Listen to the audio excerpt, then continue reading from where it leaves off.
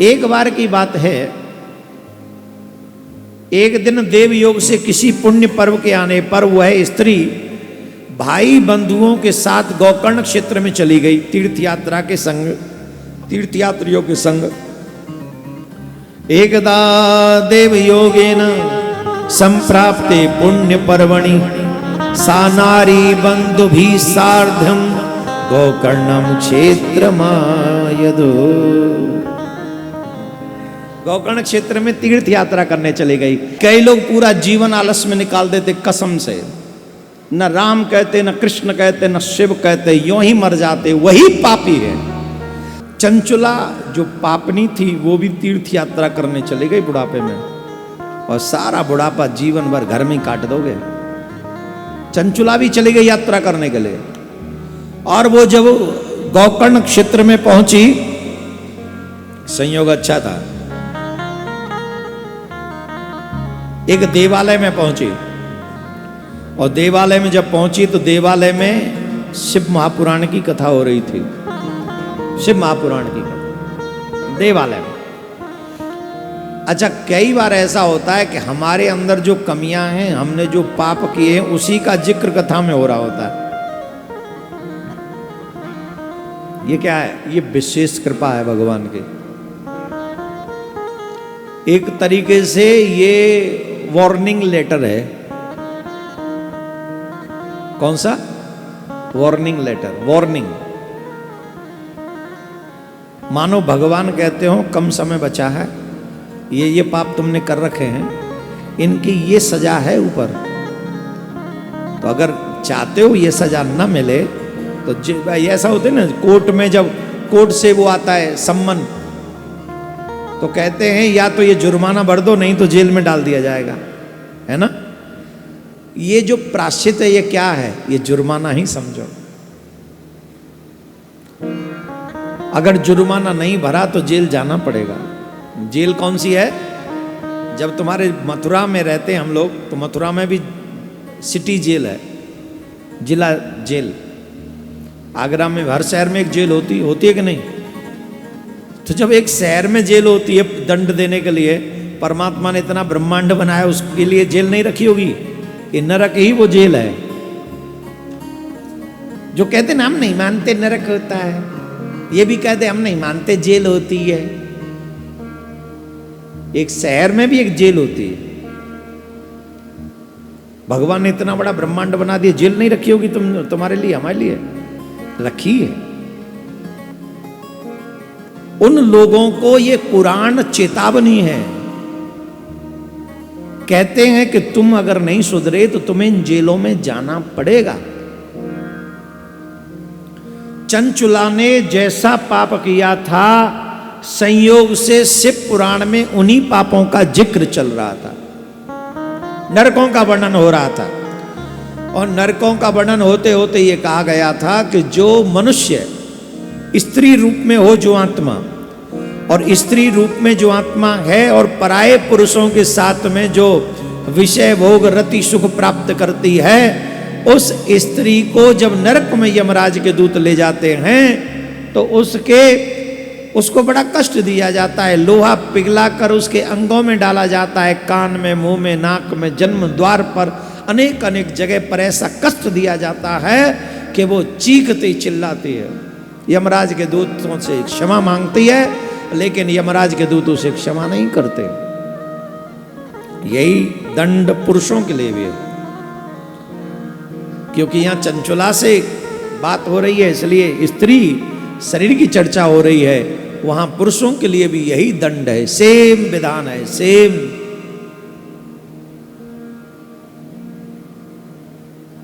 पुरुषों को भी बराबर दंड मिलता है। चंचुला ने ये बात सुनी, और जब चंचुला ने ये सुना कि पराये, आज युवाओं को ये शिव पुराण की ये चंचुला वाली कथा जरूर सुननी चाहिए। हर माँ बाप को अपने बच्चों को ये कथा सुनानी चाहिए।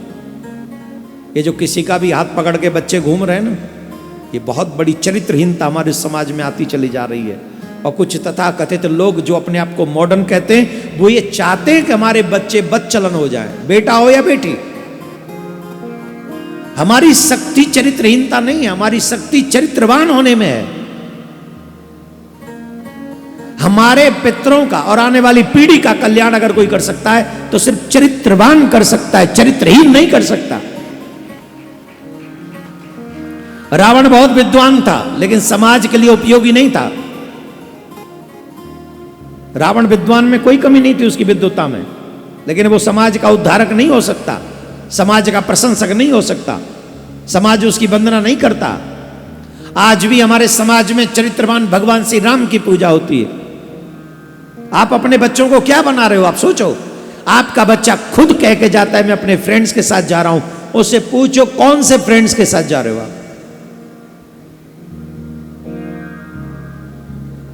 पूछो। और क्यों जा रहे हो? क्यों नाइट्स पार्टी करनी है आपको? आपकी शादी नहीं हुई अभी, किसके साथ नाइट पार्टी? पूछ सकते? मां बाप में हिम्मत है? बोलो।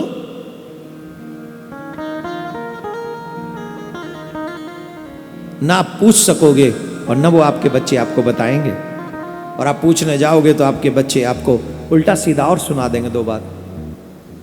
आज हमारे बच्चे, एक समाज का निर्माण हो रहा है। स्कूल में आप चले जाओ, कॉलेज में आप चले जाओ, आप देखेंगे जिन चीज़ों को हमारे पुराणों में वर्जित किया गया है, हमारे बच्चे चाहे खाने पीने में, चाहे रहने सहने में, चाहे हर चीज़ में उन्हीं चीज़ों का प्रयोग कर रहे हैं। अगर आप अपने बच्चों से ये चाहते हैं कि मरे पीछे वो आपका कल्याण कर सकें, तर्पण कर सकें, तो उसके लिए चरित्रवान होना बहुत जरूरी है, बहुत जरूरी है। इसलिए अपने बच्चों को हम सबको चाहिए कि हम ये कथा सुनाएं।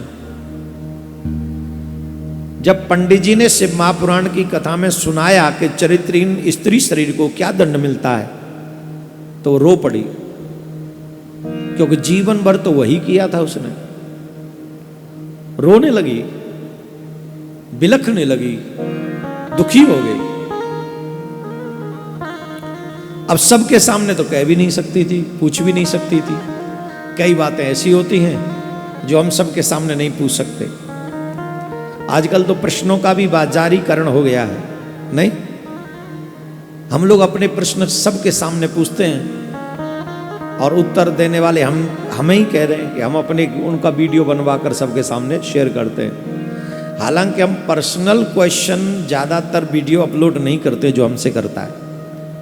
जो भी मनुष्य हम लोगों से, मेरे से कम पर्सनल कोई क्वेश्चन ऐसे होते हैं तो उनको हम सबके सामने वीडियो बनाकर उसको शेयर नहीं करते। लेकिन आप सबको भी समझना चाहिए कि कौन सी बात पब्लिकली क्वेश्चन करना चाहिए और कौन सा नहीं। ये शिव पुराण की कथा में आता है। कथा यही सुनी थी चंचुला ने, और जीवन भर पाप भी ऐसे ही किए थे चंचुला ने, लेकिन रुक गई वो। कब? कि जब पंडित जी एकांत में होंगे तो मैं अकेले में पूछूंगी।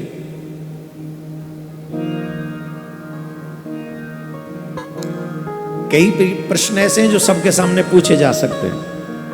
रोग से संबंधित, परिवार से संबंधित पूछे जा सकते हैं, लेकिन पति पत्नी से संबंधित पर्सनल और भी कई प्रश्न वो नहीं पूछने चाहिए सबके सामने। उनकी मर्यादा समाज के हर एक वर्ग के लोगों को रखनी चाहिए। मेरा आग्रह, सिर्फ व्यूज पाने के लिए ही हम लोग धर्म का प्रचार न करें। व्यूज तो आज हैं, कल नहीं रहेंगे, लेकिन सनातन कल भी था, आज भी है और आगे भी रहेगा ही। पर वो और भी समृद्ध हो, ऐसा प्रयास हम सबको मिलके करना चाहिए। और उसने पंडित जी से निवेदन किया, प्रणाम किया, रोती हुई बोली, हे प्रभु, मैं तो मर गई। हाय विधाता, मुझ पापनी को आपने हठात बुद्धि दुर्बुद्धि क्यों दे दी, जो सभी प्रकार का सुख देने वाले स्वधर्म से दूर कर देती है। मैंने तो अपने जीवन में वही सारे कर्म किए, वही सारे पाप किए जिनको वर्जित किया गया। जो नहीं करने चाहिए थे वही किए। ये दुर्बुद्धि मुझ में कहां से आ गई, क्यों आ गई? ब्राह्मण के चरण पकड़ के रोने लगी, हे देवता, हे प्रभु, मुझे बचा लो, मैंने इतने पाप किए हैं, अब मैं कैसे बचूंगी? अब मुझे वो नरक में ले जाएंगे, यमराज के दूत घसीटेंगे, मारेंगे, लोहा पिघला देंगे, मुझे वज्रों की तरह कंटकों से मारेंगे, मैं तो इतना दुख सह भी नहीं सकूंगी। हाय हाय, मुझे बचाने वाला वहां कोई नहीं होगा। आदि आदि वचनों को वो रो कहकर रो रही थी। ब्राह्मण देव ने कहा, देवी चिंता मत करो। ब्राह्मण ने कहा, हे देवी, इमां शिव पुराणस्य श्रुत्वा वैराग्यवत् कथां मां भेषी दुज पत्नीं त्वां शिवस्य शरणं व्रजः। सौभाग्य की बात है कि भगवान शंकर की कृपा से शिव पुराण की इस वैराग्य युक्त तथा श्रेष्ठ कथा को सुनकर तुम्हें समय पर चेत हो गया। हे ब्राह्मण पत्नी, तुम डरो मत, बस एक काम करो, भगवान शिव की शरण में चली जाओ। ध्यान से सुनना, कोई कितना भी बड़ा पापी क्यों न हो, कितना भी बड़ा, उस पापी के पास मृत्यु से पहले पापों से बचने के बहुत सारे उपाय हैं, नरक जाने से बचने के बहुत सारे उपाय हैं, पर वो मरने से पहले अगर ये उपाय न कर पाया तो उसे नरकों में जाना पड़ेगा। गीता में यही कहा, मामेकम शरणम व्रजः, मेरी शरण में आ जा, गीता में भगवान ने कहा। और रामायण में क्या कहा भगवान ने? भगवान श्री राम क्या कहते हैं रामायण में?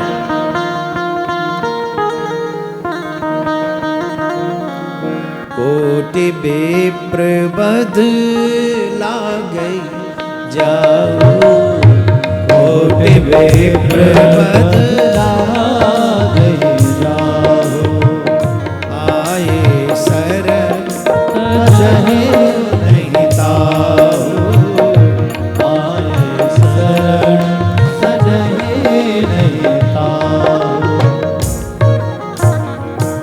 जिसे करोड़ विप्रों के बद का साप लगा हो, दंड लगा हो, पाप लगा हो, वो मनुष्य भी अगर मेरी शरण में आ जाए तो मैं उसका त्याग नहीं करता, उसे अपना लेता हूं। कब? जब मेरी शरण में आ जाए। अब कितने पापिष्ट व्यक्ति ऐसे होते हैं जो शरण में नहीं आते, पूरे जीवन भर इस अहंकार में रहते हैं कि हमारा तो कुछ हो ही नहीं सकता, हम तो बलवान हैं, हम तो पदवान हैं, हम तो प्रतिष्ठावान हैं, हम तो धनवान हैं, हम तो ये वान हैं, हम तो वो वान हैं, आखिर में अपने ऊपर कुर्बान है। फिर जाओ नरक भोगो, फिर नरकों में जाना पड़ेगा। क्या मिलेगा फिर? भाई क्या मिला फिर?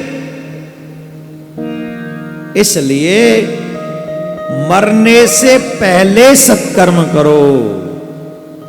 और एक बात और नोट रखना, मृत्यु कब होगी ये कोई नहीं जानता, इसलिए हर दिन पाप से बचो और हर दिन सत्कर्म करो, हर दिन। ब्राह्मण देव बोले, देवी आज तुम्हारा दिन बहुत अच्छा है, शिव ने तुम्हारे ऊपर अनुग्रह किया है। शिव का अनुग्रह नहीं होता तो तुम आज कथा में नहीं आती।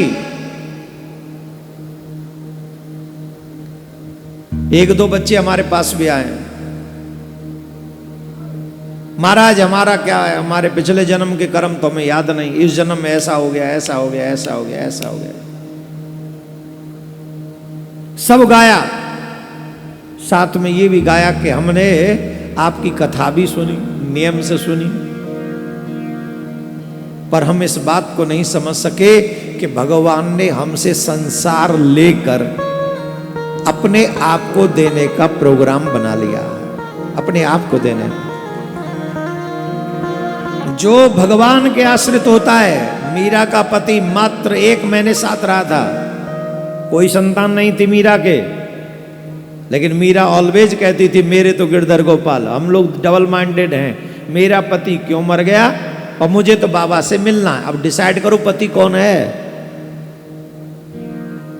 मुझे बाबा से भी मिलना है और मेरा पति क्यों मर गया, बाबा के कर्म पे डाउट भी है और बाबा से मिलना भी है। दो चीजें कैसे होंगे? अगर भगवान से मिलना है तो एक जिद कर लो, तुम्हें जो अच्छा लगे वो तुम करना, लेकिन याद रखो मुझे मरने से पहले तुम मिलना। जब तक मैं मिलूं नहीं तब तक मेरी मौत नहीं होनी चाहिए। इसके बाद what ever you want you can do it. जिस हाल में रखोगे उस हाल में रहेंगे, लेकिन मरने से पहले आके मिलना। ये मांगो तो दुनिया का हर सुख तुच्छ नजर हो जाएगा, उसके आगे कुछ भी नहीं है। फिर कोई महत्व नहीं रह जाएगा दुनिया के किसी भी सुख का।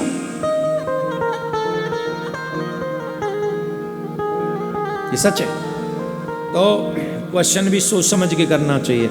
यूं तो हम कोई भी क्वेश्चन कर सकते हैं, लेकिन अगर ईश्वर से मिलने की इच्छा है तो ये छोटी मोटी चीजें कोई महत्व नहीं। संसार में जो भी रिश्ते हैं सब तिनके जैसे हैं। कितना भी तिनके का गट्ठर बांध के रख दो, लेकिन जब आंधी आती है तो सब बिखर जाते हैं। संसार में सब रिश्ते वही तिनकों का गट्ठर है। जब विपत्ति की आंधी आती है सब बिखर जाते हैं। इसलिए एक से बांध दो अपने आप को, वो है ईश्वर। और ईश्वर से बांध दिया तो कभी तुम्हारे जीवन में कोई तकलीफ नहीं होगी।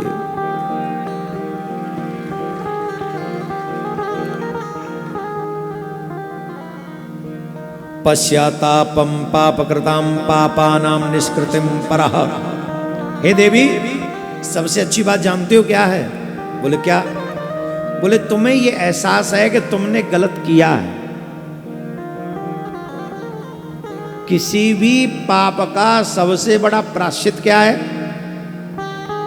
उस पाप को करके उस पे पश्चाताप करना, रोना, दुखी होना कि मुझसे पाप हुआ है। एक हमारा शिष्य, परसों की बात, हम मंदिर में घुसे, वो शिष्य कहीं दिमाग और दौड़ा रखा था, उसे दिखाई नहीं पड़ा। हम मंदिर में प्रवेश किए। अब उसने प्रणाम, हमको देखा ही नहीं तो प्रणाम कहाँ से करे? हमको देखा नहीं, और जब देखा तब तक 1-2 मिनट निकल गए, तब उसने प्रणाम किया। अच्छा, ये अपराध है उसका? बोलो है? नहीं है ना, क्योंकि वो अपने होश में नहीं था, अपने दिमाग में नहीं था, कहीं और था। अच्छा, हमें एहसास भी नहीं था ऐसा हुआ। वो बच्चा हमारे पास बाद में आया और रोने लगा और साष्टांग दंडवत किया उसने कि मुझे क्षमा कर दो। मैंने किसके लिए? बोले मैंने विलंब से प्रणाम किया, मैंने, मुझे होश नहीं, तुझे होश नहीं, फिर काहे का विलंब? बोले रोया, आंखों से आंसू पाया उसने। यह है किए हुए कर्म का बोध। हालांकि उसने जानबूझ के नहीं किया, अनजाने में हुआ, और मुझे तो उसका पता भी नहीं था, उसने खुद ने आके बताया। जानबूझ के नहीं किया, जानबूझ के किया होता तो अपराध होता, अनजाने में किया, फिर भी उसका बोध है उसे, और फिर आके रोया। अब बताओ इससे बड़ा प्रायश्चित क्या होगा? इस संसार में ऐसे तमाम लोग हैं, बहुत लोग हैं जो पाप करते हैं पर पापों को याद नहीं करते। कहते हमने कुछ किया ही नहीं, कुछ भी नहीं किया हमने किया क्या? पाप करके भी कहते हमने किया क्या? और ऐसे बहुत लोग मिलेंगे आपको किराए पे झूठ बोलेंगे, बोले हमने नहीं बोला। पाप पे पाप करें, हमने नहीं किया। चोरी पे चोरी करें, हमने नहीं किया। एक तो पाप वो किया कि तुमने अपराध किया, ऊपर से झूठ बोल के और पाप कर लिया। ब्राह्मण देवता कहते, देवी पाप करने वाले पापियों के लिए सबसे बड़ा प्रायश्चित है सत्पुरुषों के, सबके लिए, सब सत्पुरुषों के सामने अपने पापों को प्रकट करे और उन्हें याद कर करके रोए। ये सबसे बड़ा, उस पाप की याद में आंखों से जो बहते हुए आंसू हैं वो उसके चित्त को साफ कर देते हैं। यही सबसे बड़ा प्रायश्चित है। और फिर भी अगर तुम अपने उन पापों से निवृत्ति चाहती हो तो तुम्हें एक काम करना चाहिए। बोले आप आज्ञा करें। शृणो शंभो कथाम चेताम भक्त्या परम पावनी। अगर तुम समस्त पापों से निवृत्ति चाहते हो तो तुम्हें भूत भावन भोलेनाथ की कथा सुननी चाहिए, शिव महापुराण की कथा सुननी चाहिए। जब तुम शिव महापुराण की कथा सुनोगी तो तुम्हारे बड़े से बड़े पाप शिव महापुराण की कथा सुनकर सुनते ही नष्ट हो जाएंगे, सुनते ही नष्ट हो जाएंगे। पर एक बात है, बिना दीक्षा के शिव पुराण की कथा नहीं सुननी चाहिए। सबसे पहले बोले अब गुरुजी कहाँ ढूंढने जाएं? बोले फिर जब गुरुजी नहीं मिले तो एक काम करना चाहिए, जो पुराण की कथा सुना रहे हैं उन्हीं को अपना गुरु बना लेना चाहिए तुरंत। कि जब तक गुरु ढूंढने जाएंगे एक आध दिन की कथा निकल जाएगी। अब आप ही कथा सुना, हमें शिव दीक्षा दो और फिर हमें कथा सुनाओ। कई लोग कथा बहुत सुनते हैं, दीक्षा ली नहीं, इसीलिए कथा का असर उनके जीवन में ज्यादा होता नहीं। भागवत का भी यही नियम है, किसी भी पुराण को सुनने का अधिकार दीक्षित वैष्णव परिवार को ही है। या तो वैष्णव हो या सेव्य हो, जब तक वो दीक्षित ना हो तब तक उस पुराण का फल उसे पूरा नहीं मिलेगा। फल तभी मिलेगा उसे। अब वो ब्राह्मणी बोली मैं क्या करूं, अब मेरा तो कोई नहीं, आप ही मुझे दीक्षा दे दो। तो ब्राह्मण देवता ने उनको दीक्षा दे दी पहले। देखो ब्राह्मण देवता की कम कृपा नहीं थी उस पर, जानते हुए कि इसने कौन कौन से पाप किए हैं।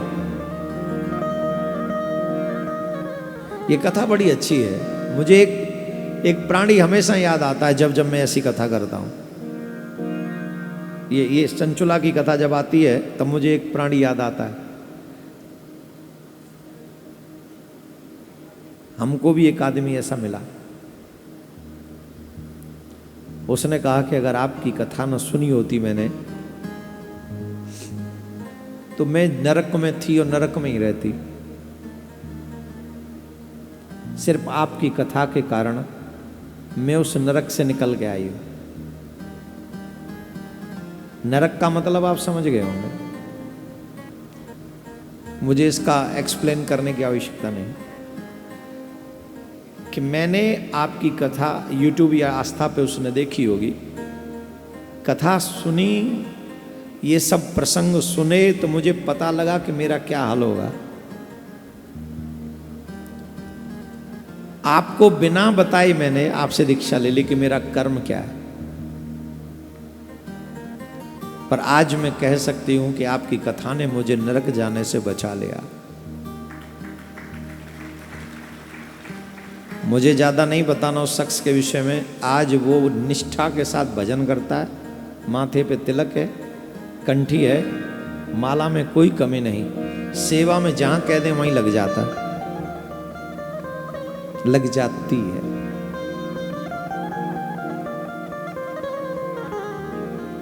जिसके ऊपर भगवान कृपा करते हैं उसे पहले कथा सुना देते हैं। वो देश विदेश में कहीं हो और जब उसका भाग्य उदय करना होता है तो उसे दीक्षा दिलवा कर अपनी शरण में बुला लेते हैं, अपनी शरण में बुला लेते हैं। आज इन ब्राह्मण देवता ने भी बड़ी कृपा करके उस ब्राह्मण पत्नी चंचुला को दीक्षा दी और दीक्षा देने के बाद उसे शिव महापुराण की कथा सुनाई। और उपदेश लेने के बाद वो बिंदु की पत्नी, ब्राह्मण पत्नी मनी मन प्रसन्न हो गई। और सबसे अच्छी बात पता है क्या हुई? जो जो गुरुदेव ने कहा वही वही चंचुला ने किया। हमारे कल्याण में बाधा क्या है कि हम वही वही नहीं करते जो गुरुदेव कहते हैं। गुरुदेव ने कहा तिलक लगाओ, हमने श्याम बिंदी लगा के काम चला लिया। और कई होंगे तो वो ही गायब है, श्याम बिंदी भी नहीं है। गुरुदेव ने कहा 16 माला करो, 16, हम पे 4 नहीं होती, एक भी कर जाए तो बहुत बड़ी बात है। गुरुदेव ने कहा कि भैया तन से दुनिया निभाओ, मन से ठाकुर को निभाओ, वो भी हमारा काम नहीं है।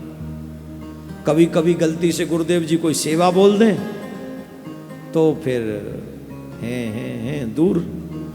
अच्छा, हम तो खैर बोलते नहीं, ये सभी के ऊपर लागू है, सभी शिष्यों के ऊपर। अब प्रश्न यह है, जो चंचुला का उद्धार हो सकता है तो हमारा क्यों नहीं? चंचुला निष्ठावान है, हम निष्ठावान नहीं है।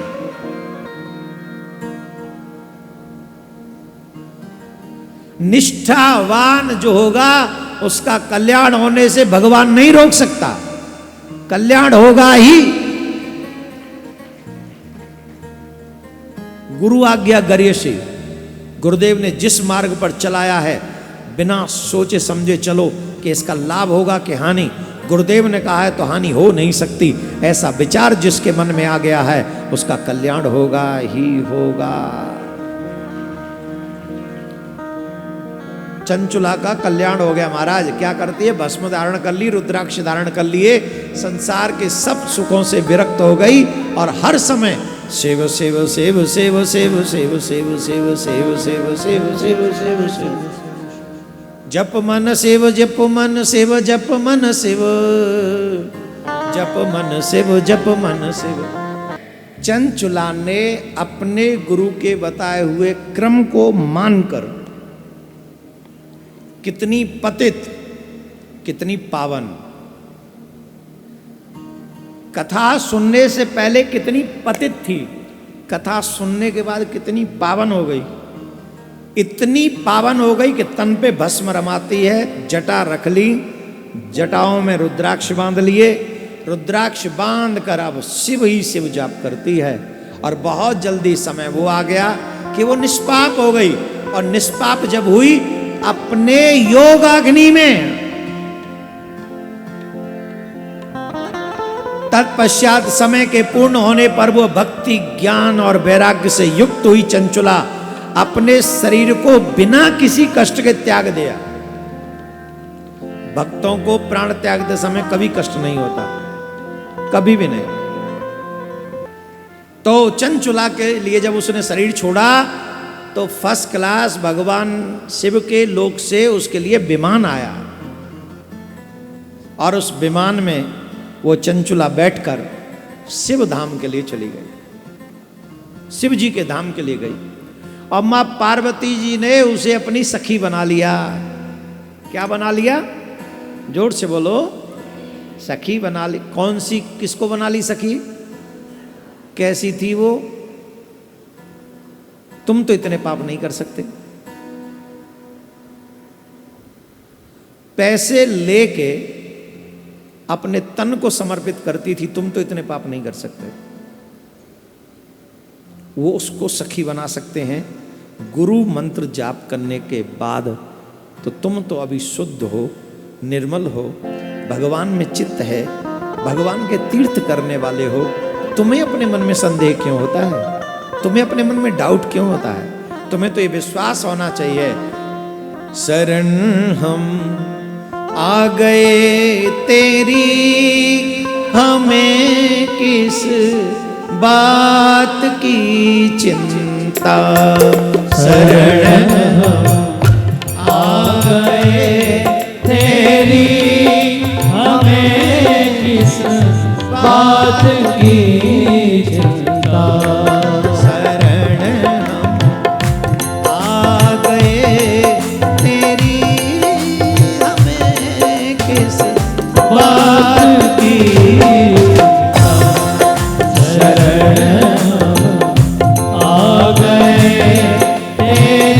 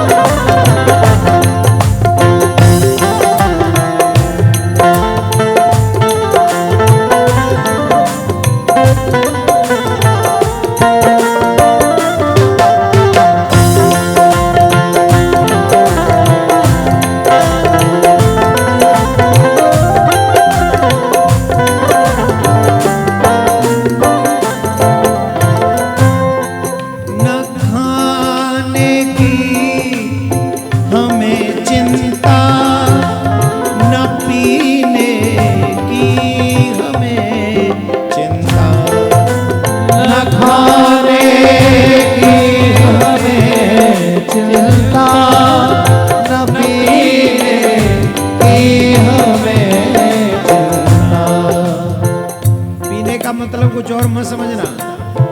खाने पीने का मतलब कुछ और मत समझना। खाने का मतलब है प्रसाद, पीने का मतलब है ठाकुर जी का चरणामृत। न खाने की हमें चिंता, न पीने की हमें चिंता, शरण जब आ गए तेरी, शरण जब आ गए तेरी, हमें किस बात की चिंता, शरण जब आ गए तेरी, हमें किस बात की चिंता।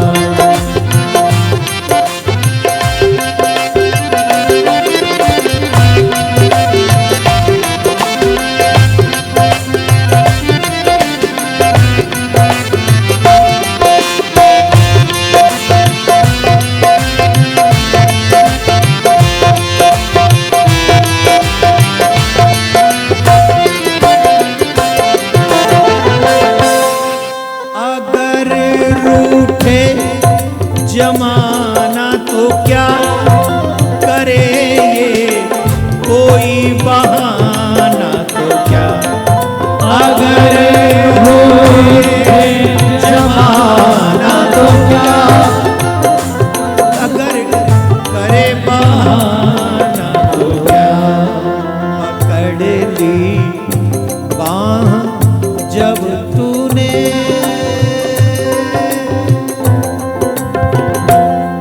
पकड़ ली बाह जब तूने, हमें किस बात की चिंता, पकड़ ली बाह जब तूने, हमें किस बात की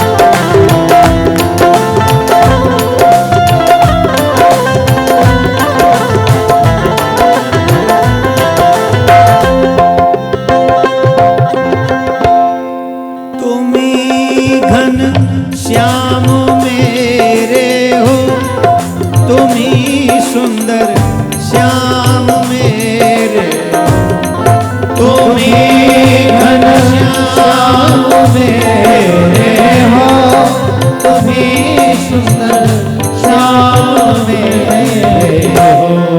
झुका दिया शीश तेरे दर पे, झुका दिया शीश तेरे दर पे, हमें किस बात की चिंता, में रख दिया जब हमें किस बात की चिंता।